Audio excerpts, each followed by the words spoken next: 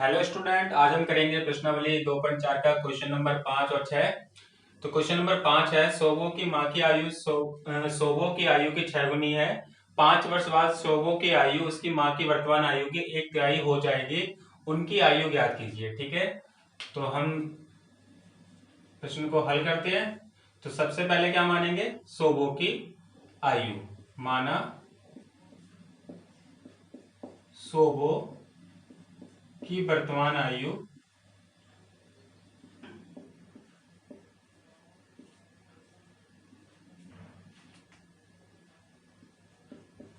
क्या हो जाएगी, x वर्ष। आयु किसमें होती है, वर्ष में होती है, इसलिए वर्ष लिखेंगे। फिर उसके बाद अब उसकी माँ की आयु, तो सोबो की माँ की आयु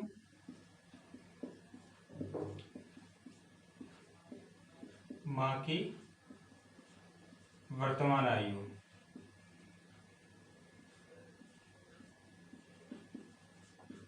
अब यहाँ पे क्या बोला है कि सोबो की माँ की आयु सोबो की आयु की 6 गुनी है। ठीक है, तो सोबो की आयु क्या थी, x, और 6 गुनी, इसलिए हम 6 से गुणा कर देंगे तो 6x हो जाएगा। ठीक है, अब प्रश्नानुसार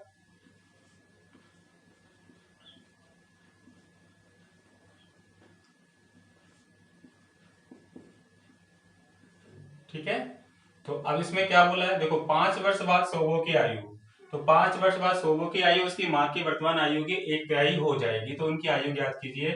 तो लिखेंगे 5 वर्ष बाद सोबो की आयु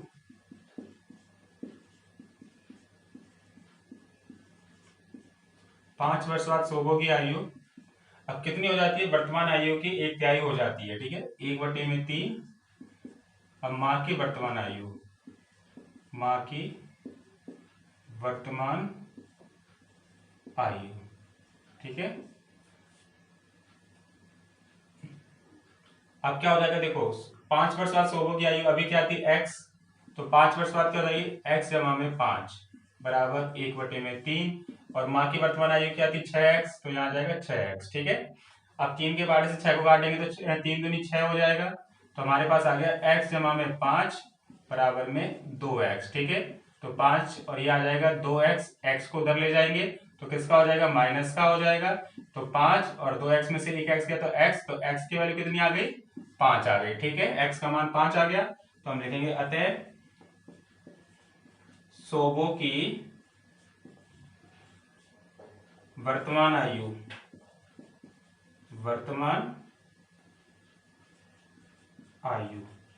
क्या आ जाएगी, 5 वर्ष। ठीक है,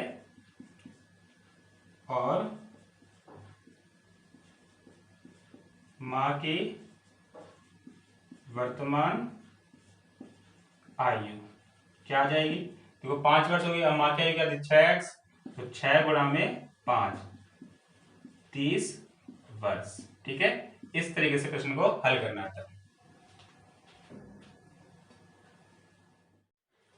प्रश्न नंबर 6 में बोला हुआ है, महुली गांव में एक तंग आयताकार भूखंड विद्यालय बनाने के लिए सुरक्षित है। इस भूखंड की लंबाई और चौड़ाई में 11:4 का अनुपात है। गांव पंचायत को इस भूखंड की बाढ़ कराने में 100 रुपए प्रति मीटर की दर से 75,000 रुपए व्यय करने होंगे। भूखंड की माप ज्ञात कीजिए। ठीक है, तो यहाँ पे भूखंड की माप ज्ञात करनी है, तो भूखंड कैसा हमारे पास, देखो आयताकार है। आप यहाँ से फिगर से समझ लो, इस तरीके का हमारे पास क्या है, भूखंड है। अब ये जो भूखंड है, तो इसका जो लंबाई और चौड़ाई है, ये क्या हो गई, इसकी लंबाई हो गई और ये इसकी चौड़ाई हो गई। ठीक है, लंबाई और चौड़ाई का जो अनुपात है 11:4 है, तो इसलिए हम इसको क्या ले लेंगे, 11x ले लेंगे, और इसको क्या ले लेंगे, 4x। समझ में आ गया। ठीक है, तो जब भी अनुपात में होता था हम उसको x के साथ हल करते हैं। ठीक है, तो अब हम इसको हल करते हैं प्रश्न को। प्रश्न नंबर 6, तो लिखेंगे माना भूखंड आयताकार भूखंड की लंबाई, आयताकार भूखंड की लंबाई कितनी हो जाएगी, 11x हो जाएगी। ठीक है, और आयताकार भूखंड की चौड़ाई, आयताकार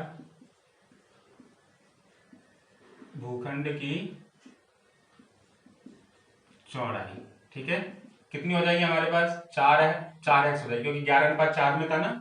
ठीक है, अब यहाँ पे हमें अनुपात वो किस में लेना है, लंबाई और चौड़ाई। देखो यहाँ पे हमारे पास मीटर लिखा हुआ है, इसलिए हम इसे किस में लेंगे, मीटर में लेंगे। तो हम यहाँ m लिख देते हैं, चाहे आप मीटर लिख सकते हो। अब यहाँ देखो हमें क्या करना है, देखो बाढ़ लगानी है हमें, तो हम इसके चारों तरफ बाढ़ लगाएंगे। ठीक है, ये इस तरीके से इसके चारों तरफ क्या करना है, बाढ़ लगानी है। ठीक है, तो अब इसके चारों तरफ बाढ़ लगाने तो हमें क्या ज्ञात करना होगा, हमें इसका परिमाप ज्ञात करना होगा। ठीक है, तो इसके जो बाढ़ लगाने में खर्च कितना आता है, 75,000 रुपए का खर्च आता है। ठीक है, तो हम लिखेंगे भूखंड का परिमाप आयताकार भूखंड का परिमाप। ठीक है, बराबर में क्या आ जाएगा, कुल व्यय और बटे में क्या आ जाएगा, 1 मीटर बाढ़ का व्यय, 1 मीटर बाढ़ का व्यय। ठीक है, या 1 मीटर बाढ़ का मूल्य, व्यय लिख लो या मूल्य लिख लो। ठीक है, मूल्य। अब यहाँ पे देखो 1 मीटर बाढ़ का मूल्य, अब यहाँ पे कुल व्यय कितना हुआ है हमारे पास, तो यहाँ पे लिखा हुआ है 75,000 रुपए। ठीक है, तो हम यहाँ कितना लिख देंगे, 75,000। ठीक है, उसके बाद 1 मीटर बाढ़ का मूल्य कितना है, 1 मीटर बाढ़ का मूल्य यहाँ पे देखो 100 रुपए प्रति मीटर, तो यहाँ कितना आ जाएगा, 100 आ जाएगा। ठीक है, तो अगर हम 2 जीरो से 2 जीरो काट देंगे तो हमारे पास कितना आ जाएगा, 750 मीटर। ठीक है, तो हमारे पास परिमाप कितना आ गया, 750 मीटर। अब भूखंड का परिमाप क्या होगा, 2 गुणा में लंबाई जमा चौड़ाई। ठीक है, तो अब यहाँ पे कितना है, 750 है। अब तो लंबाई कितनी है हमारे पास, 11x, चौड़ाई कितनी है 4x, और कितना आ जाएगा 750। ठीक है, यहाँ 11x लिखना था। अब 11 प्लस में 4 कितना हो गया, 15 हो गया, 15x, तो 2 गुणा में कितना आ जाएगा 15x, और बराबर में कितना आ जाएगा 750। ठीक है, 15 गुणा 2 से करेंगे तो कितना आ जाएगा, 15 दूनी 30x बराबर में 750। ठीक है, अब इसको हल करते हैं, तो x बराबर आ जाएगा 750 बटे में 30। ठीक है, तो 0 से 0 कट जाएगा, 3 से काटेंगे, 3 दूनी 6। ठीक है, फिर 1 बचा, 3 पंजे 15, तो कितना आया 25 आया। तो अब यहाँ पे देखो 25 आ गया हमारे पास, तो हम लिखेंगे लंबाई और चौड़ाई। ठीक है, अतः आयताकार भूखंड की लंबाई। ठीक है, भूखंड की लंबाई कितनी थी हमें, लंबाई क्या थी हमारे पास 11x थी, तो 11x, तो बराबर में कितना आ जाएगा 11 गुणा में 25। तो अब 11 गुणा 25 से करोगे तो कितना आएगा, देखो 25 से कम 25 की 5, हाथ से लगी 2, 25 से कम 25 और 2 26 27, 275 मीटर आ जाएगा। ठीक है, उसके बाद हमें क्या निकालना था, आयताकार भूखंड की चौड़ाई, आयताकार भूखंड की चौड़ाई।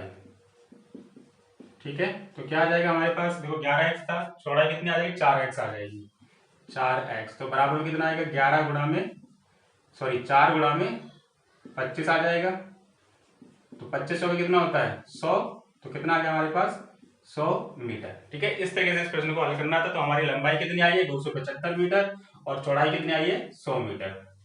धन्यवाद।